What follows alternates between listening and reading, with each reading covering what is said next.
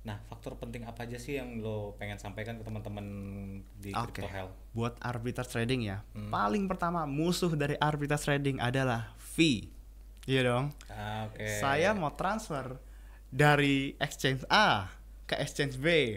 Exchange A akan ngasih fee. Kita harus ningkatin skill trading kita dulu. Karena skill trading kita menentukan resiko. Tuh. Makin kita nggak tahu, makin tinggi resikonya. Makin kita paham market, makin kita paham analisa dan kawan-kawan, menurunkan resiko Menurunkan itu. resiko.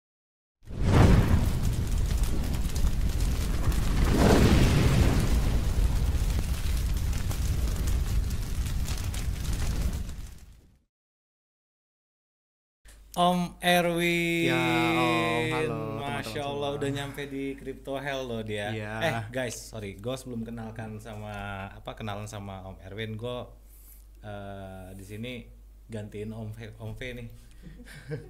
Lagi gabut sampai Lagi gabut dia. Gabut. Dia bilang Om Logan gue pengen coba ngopret deh gitu. Oke, nggak apa-apa lah ya. Siap, Oke, Pak. santai ya. Nah, di sini ada Om Erwin nih guys. Halo, Pengen halo. kenalin dulu ke Om Erwin. Nah, sebelum kenalan, enaknya Om Erwin introduce dulu lah. Oke. Halo teman-teman semua, perkenalkan saya Erwin. Saya seorang IT. Saya juga hitungannya pelaku arbitrage trading. Nah, mungkin ini yang mau dibahas ya. Oke, sip.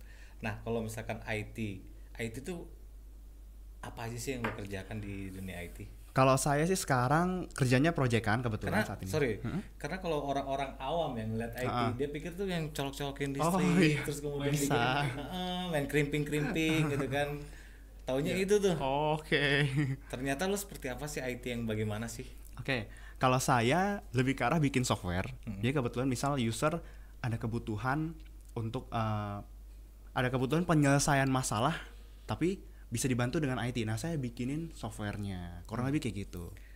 Gue pernah dengar juga nih, kalau misalkan lo tuh kan sebenarnya basically memang IT, terus kuliah juga gitu ya. Iya. Cuman sebelumnya tuh kerjaannya bukan IT tuh. Iya, Kok bisa sebelum- kalau sekarang sampai benar terjun nih ke IT tuh, ceritain dong. Jadi saya sekolahnya dulu SMK accounting, bukan IT ya, accounting. Gitu. Coba aja. Accounting. Oke, terus? Nah, terus saya kuliahnya IT. Emang saya dari dulu demen komputer juga ya, demen game gitu. Jadi saya kuliah IT. Tapi pas di situ mungkin keuangan keluarga lagi agak kurang oke. Saya dituntut keadaan untuk kerja sambil kuliah. Wow. Nah, pas kerja sambil kuliah, saya kalau mau nge-apply pakai ijazah dong. Ijazah yang saya punya ijazah SMK accounting. Makanya saya kerjanya accounting gitu. Oke. Awal kerja di mana tuh accounting tuh? Waktu itu di kurang lebih anak grupnya di situ sebagai accounting. Oh gitu. Wow, keren. Nah, lo bisa nih dari accounting terus tiba-tiba emang sih sebenarnya kuliah lo juga sebenarnya kan masih kuliah IT, di IT. iya, betul. Terus tiba-tiba udah gitu lo bergeser tuh ke IT-nya. Tuh perjalanannya seperti apa tuh, Bro? Oke. Jadi waktu itu long short story lah ya. Saya kerja di accounting itu kurang lebih mau 7 tahun. Di sekitar 2019. Mhm. Saya kebetulan accounting saya punya akses ke Brankas bisa dibilang ya. Jadi pas di Brankas itu saya ada kejadian saya lupa kunci. Padahal sebenarnya ya bersyukurnya sih nggak ada yang hilang juga. Saya lupa Oke. kunci. Pas manajer saya kebetulan mau buka Brankasnya itu, wah ini nggak dikunci nih. Yang punya akses Brankasnya siapa? Oh saya. Oh, Iya. jadi cuman lu sama dia doang yang punya Kebetulan akses itu Brankas gitu. Nah, pas di situ ya wajar lah saya diomelin kan. Nggak Oke. masalah ini nggak ada yang kenapa-napa gitu. Cuma di situ ada kata-kata yang bisa dibilang nge-trigger saya buat upscaling diri saya gitu. Wah, oke. Intinya di Brankas itu ada uang sekitar 180 juta. Mhm. Nah, jadinya pas diomelin dia bilang, "Kamu tahu nggak, kamu kerja seumur hidup juga belum tentu kamu bisa punya uang buat gantiin itu kalau hilang gitu." Gila. Pas saya mikir, ya benar nggak ada yang salah sih. Maksudnya saya juga bukan kayak wah ini bukan. Saya malah kepikir iya kalau emang kerjanya kayak gini-gini doang saya nggak bisa berkembang lebih baik gitu. Justru caciannya dia itu jadi semangat buat lo Iya. ya, gue buktiin. Emang biasanya kayak gitu sih Bukan orang-orang lebih ya. karena buktiin sih, pengen kayak oh iya ya saya juga harus berkembang, kalau nggak ya saya nggak bisa. Bener ya itu Ya, emang lu nggak real bisa nggak bisa gitu. ganti gitu. Lo kerja berapa tahun pun Nggak akan susah bisa untuk ganti gantiin iya. itu. Kalau mohon maaf ya saya bukan mengecilkan kerja yang di balik meja atau kerja kantoran gimana. Karena waktu itu di posisi saya juga sebagai staff biasa, staff accounting biasa gitu ya kan. Untuk ngumpulin 180 juta, saya nggak katakan itu mudah gitu. Apalagi kalau orang ke accounting udah tahu lah itu hitungannya nggak bakal Iya. berapa lama nih gue harus ngumpulin Iya, gitu ya kan, dari potong biaya hidup, apakah tabungannya berapa lama Oke. gitu ya kan. Akhirnya lo beralih lah tuh, kayaknya gue harus gimana gitu. Ke Terus jalur akhirnya- yang benar.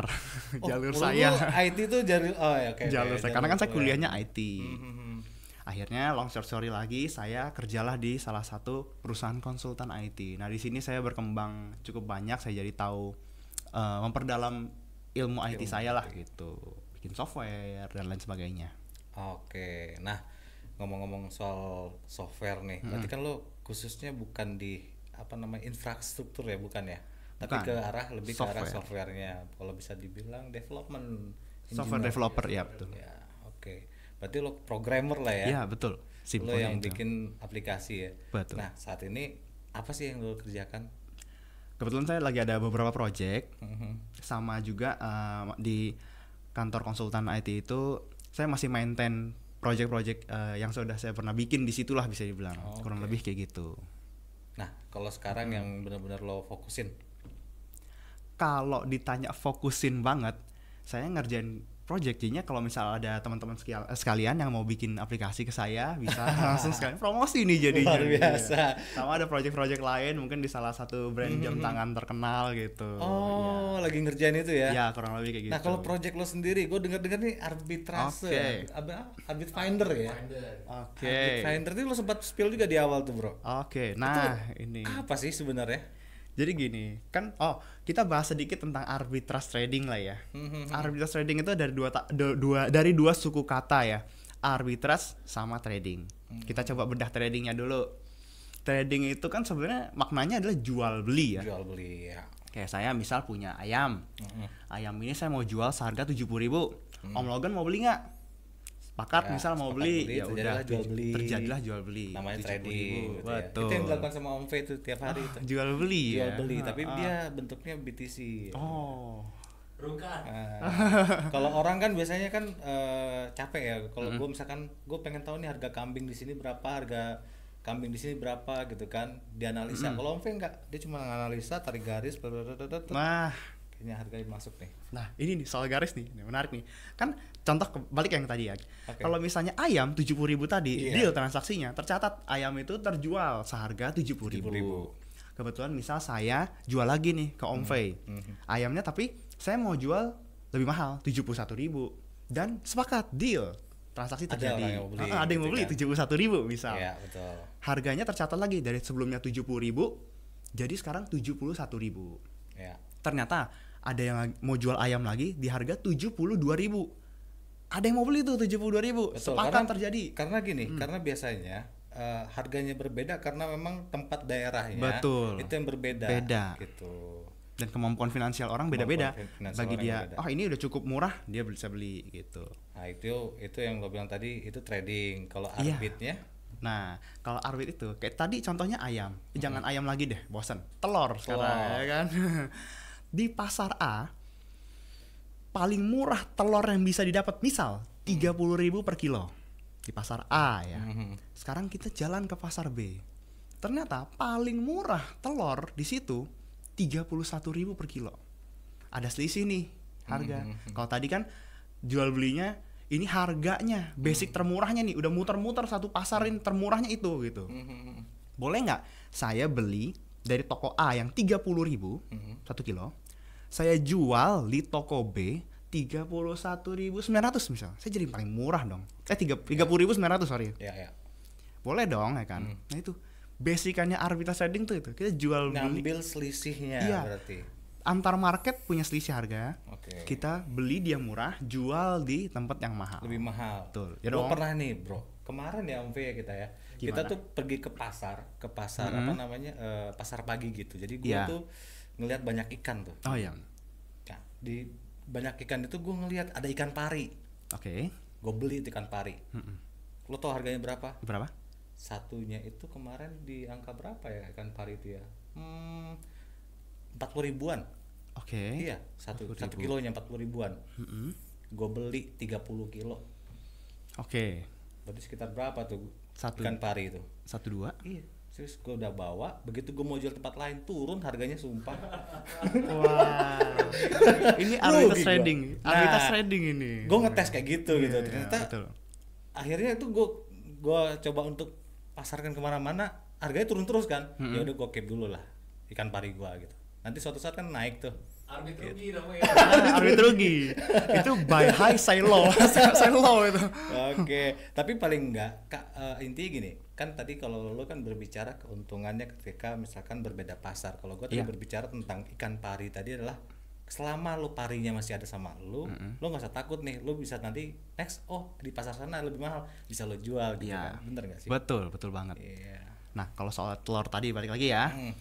Kayak misal saya beli di pasar A 30.000, saya mau jual di pasar B, nggak mungkin saya beli cuma 1 kilo dong. Saya capek jalannya dong, ya kan? Masa cuma demi 1 kilo, Demi ya 1 kan? kilo doang, iya. Kalaupun pakai ongkir, malah rugi di ongkir. Untung cuman mungkin 1.000 rupiah per kilo.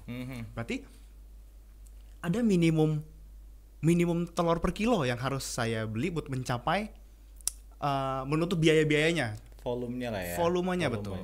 Jadi kan nggak mungkin 1 kilo. Misal ongkos kirim telur itu fix di harga 10.000 dan keuntungan 1 kilo 1.000, minimal saya harus beli 10 kilo buat Minimal, nutupin ongkir. untuk Betul. ongkirnya. Ya Itu dong. belum untung loh. Belum untung, baru nutupin Berarti ongkir. lo kalau misalkan mau untung ya bisa bawa 11 kilo atau Iya. 15 kilo gitu 11 ya. kilo untungnya cuma 1.000 gitu. Iya. Oke. Paham kan ya? Paham, lumayan paham ini. Ini arbitrage trading nih. Wah. Jadi lo itu ngedevelop sendiri nih, atau lo memang ada punya tim? Itu develop sendiri sama adek lebih tepatnya. Jadi aplikasinya ini ya cuman nyari selisih harga dari market, cari yang termurahnya di mana, termahalnya di mana, ngeinfoin, udah sampai situ doang. Yang ngelakuin tradingnya itu bener-bener user. Oke, nah user itu apakah lu user yang bebas aja mau daftar segala macam sudah dapat informasi atau bagaimana? Ya bisa dibilang kalau misalnya user yang free kita kasih data yang terbatas gitu. Oke. Kalau mau yang berbayar, mau komplit ya kita developer ngerjainnya pakai keringet ya. Tolong dihargai lah ya. Iya, Dan iya. saya mau buka ini metode trading ini ke umum juga ya tolong dihargai lah. Bukan gimana gitu Oke. ya. Benar. Kadang-kadang orang tuh gini, punya metode trading atau apa yang mungkin bisa cuan, tapi dia diem-diem. Nah, saya mau berbagi ke teman-teman semua. Maksudnya ya kalau bisa ya dihargai lah gitu. Oke.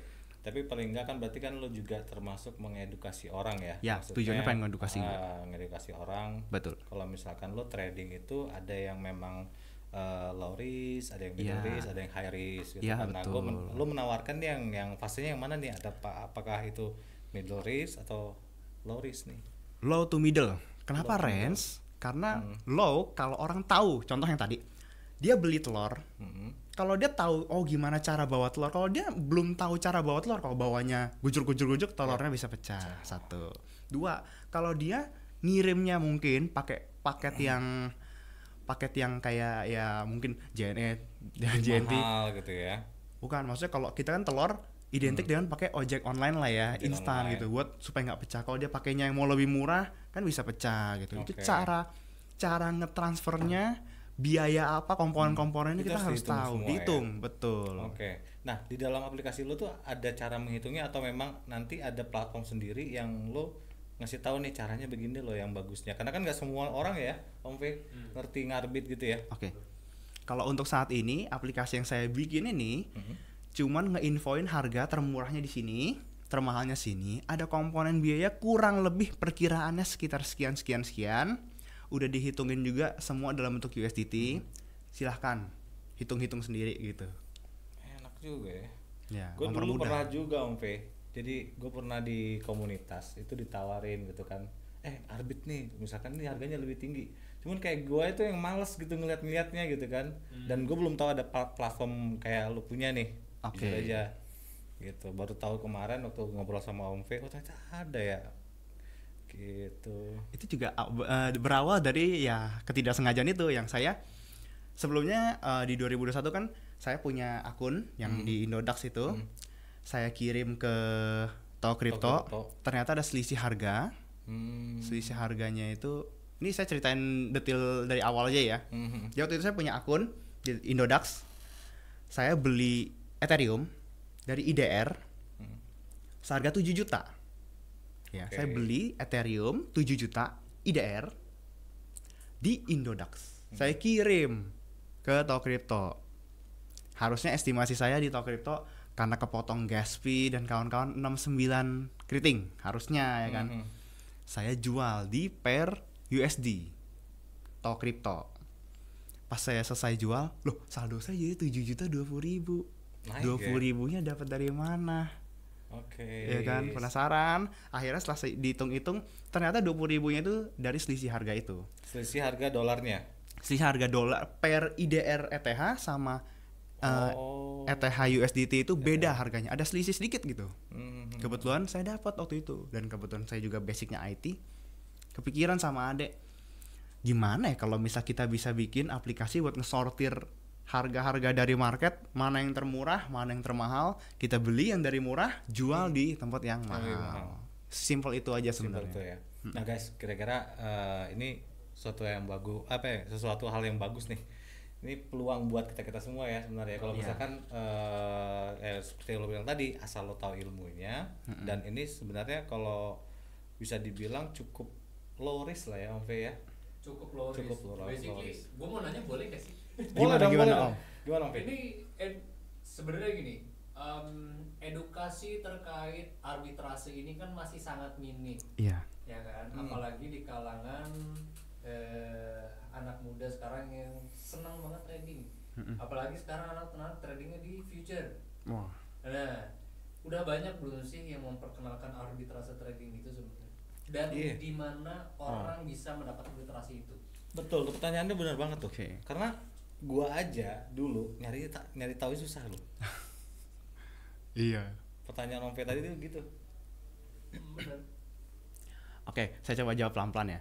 Kalau saya kan basicannya arbit ini karena ketidaksengajaan gitu. Jadinya emang nggak ada yang ngajarin, kebetulan ngelakuin transaksi dan untung. Oh ternyata baru tahu ini namanya arbitrage trading gitu.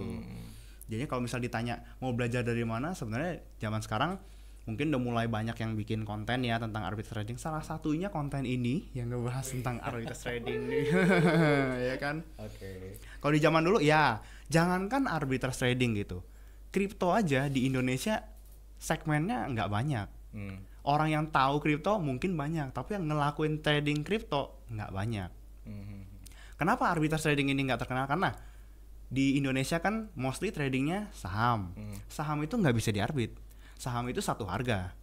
Ya kan? Kalau kita buka BBCA di Bibit, kita buka BBCA di Ajaib, kalau misal harganya BBCA lagi 9.000, ya 9.000 di aplikasi manapun kita buka pasti harga 9.000. Nggak ada yang bisa diarbit ya. Nggak mungkin juga saya beli BBCA di Bibit, saham saya misal beberapa lot itu saya transfer ke Stockbit atau enggak ke Ajaib, nggak bisa ya kan, karena kan akunnya RDN. Benar.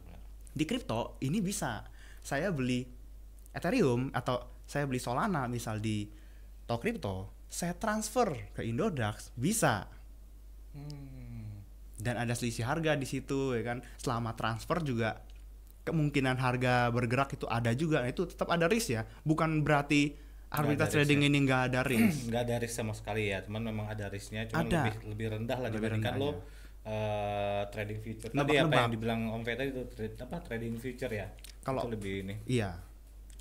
Nah sekarang kalau misalkan dibilang nih ya, untuk faktor-faktor penting nih biar teman-teman juga teredukasi ya Om V ya, mengenai arbit ini.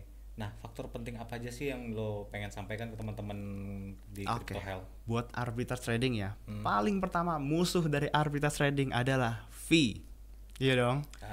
Saya mau transfer dari exchange A ke exchange B, exchange A akan ngasih fee. Fee-nya dia punya base fee dari networknya, plus fee yang dikasih dari exchange itu sendiri. Jadi bisa beda-beda nih. Saya nggak bisa pukul rata semua, misal sekian atau ada persen, enggak. Gitu ya, enggak. Bisa beda-beda. Dari blockchain sendiri itu beda. Untuk pindahinnya nanti di exchange juga kena. Nah itu hitungan semua berarti ya faktor-faktor itu ya.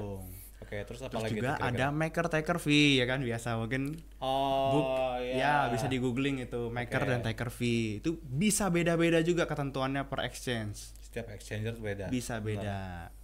Ya. Terus berikutnya adalah block confirmation. Ya dong, logikanya saya misal beli apa yang cukup fluktuatif ya? Ya misal yang cepet XLM. XLM saya beli di Indodax. Saya transfer ke Tokrypto. Mungkin 1-2 menit nyampe di Tokrypto. Saya bisa langsung jual sebelum harganya ada pergerakan yang masif gitu. Untuk koin-koin lain, apalagi mungkin yang mainnet ya, sebutlah mungkin yang agak lama, saya nggak mau sebut lah nanti kesannya menjatuhkan koin itu ya. Iya. Ada mungkin koin yang block confirmation-nya butuh banyak.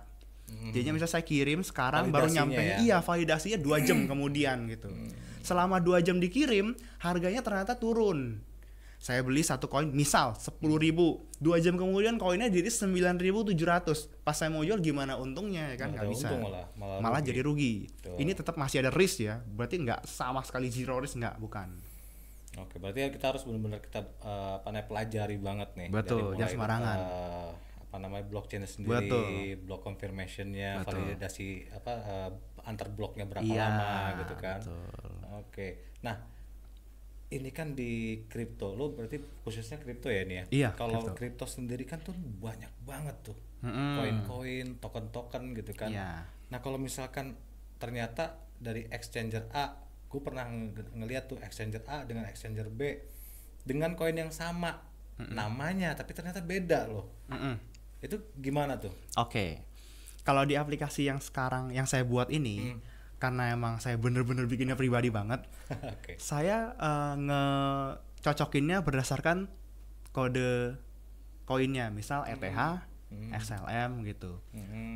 Saya ngasih info ke teman-teman. Pas teman-teman lihat, itu jangan langsung ada selisih nih, langsung di-execute transaksinya. Kita harus lihat dulu kontrak address kalau misalnya ada. Yap. Networknya juga apa. Jangan sampai salah.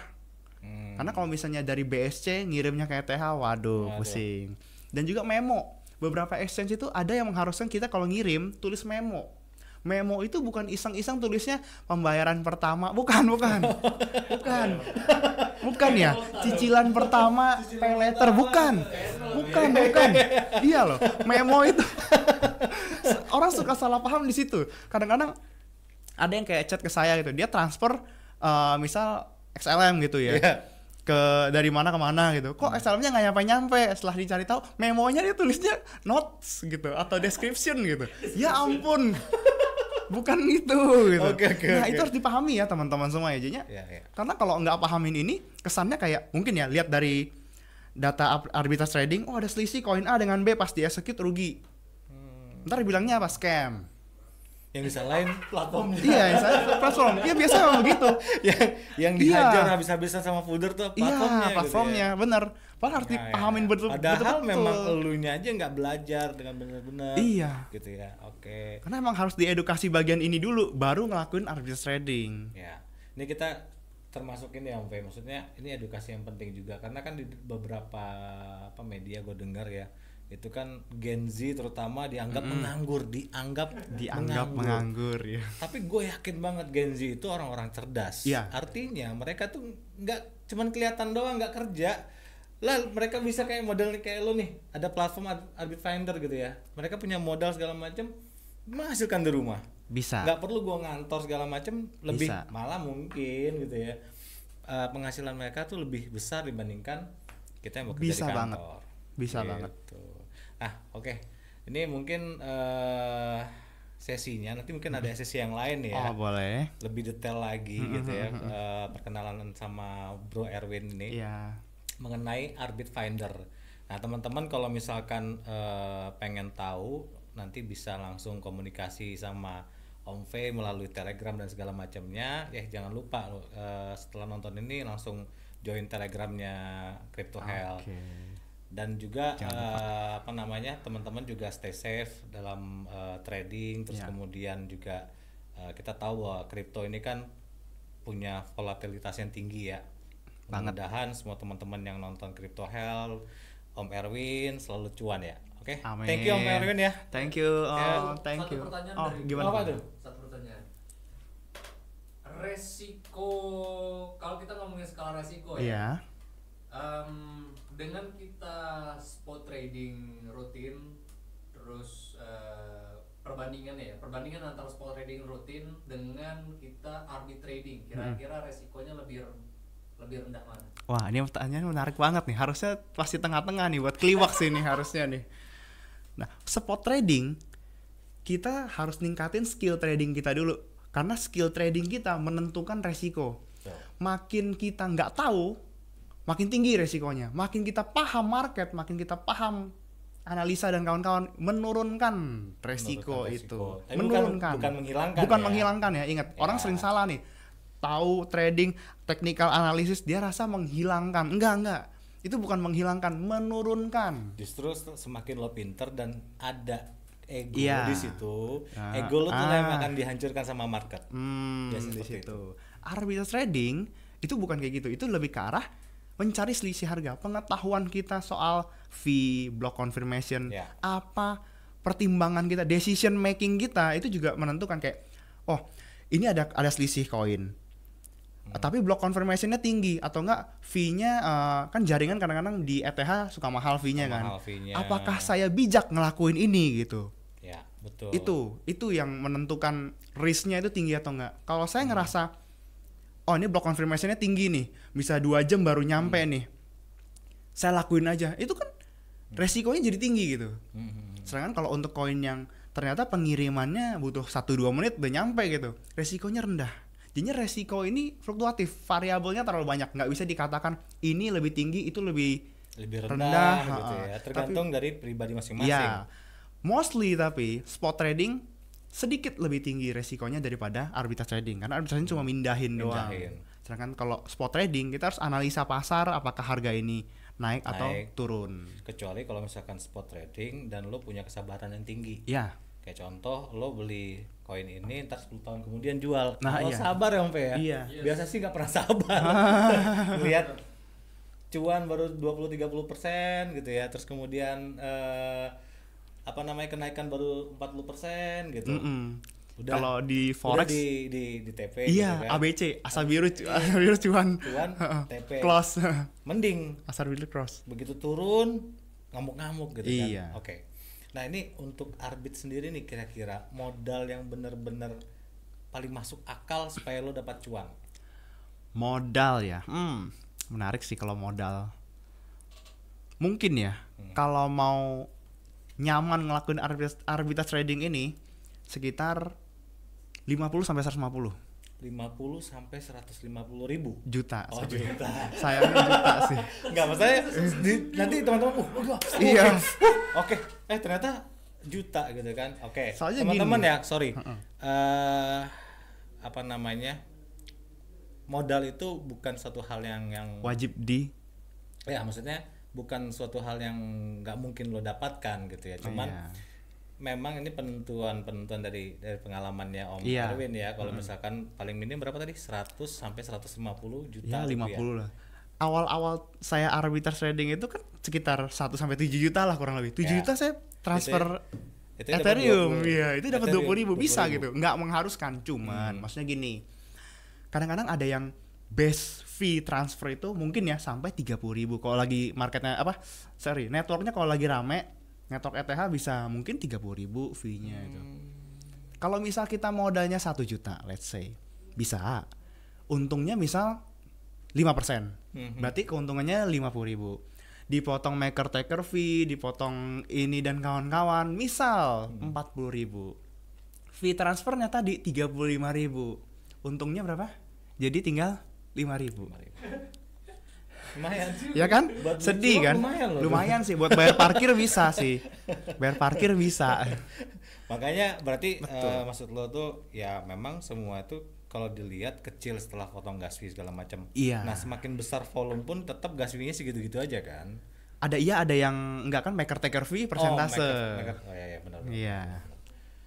Oke. Keren nih pembicaraan kita ini menarik banget ya. Iya, tentang arbitrage trading. Iya, edukasi teman-teman juga. Jadi kalau misalkan teman-teman mau melakukan cara yang lumayan dibandingkan dengan spot trading itu lumayan nggak resiko lah ya, cuma Alternatif ada lah. alternatif ya. Iya.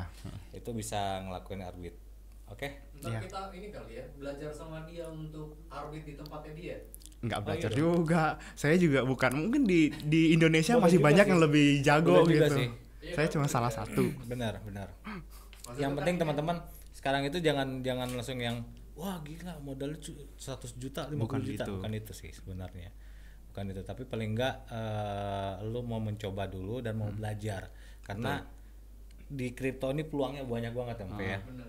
banyak banget peluangnya. Yang penting lu mau apa namanya effort untuk belajar, terus kemudian sabar, Ya. jangan ego, karena kalau orang yang pinter sekalipun di kripto itu kehajar sama market gara-gara ego Iya. gitu. Oke, thank you banget nih Om Erwin. Thank you. Thank you Om Fe juga, Logan. thank you ya Om Thank Fe you, ya. Om Fe. Thank you teman-teman Bye bye semua. teman-teman.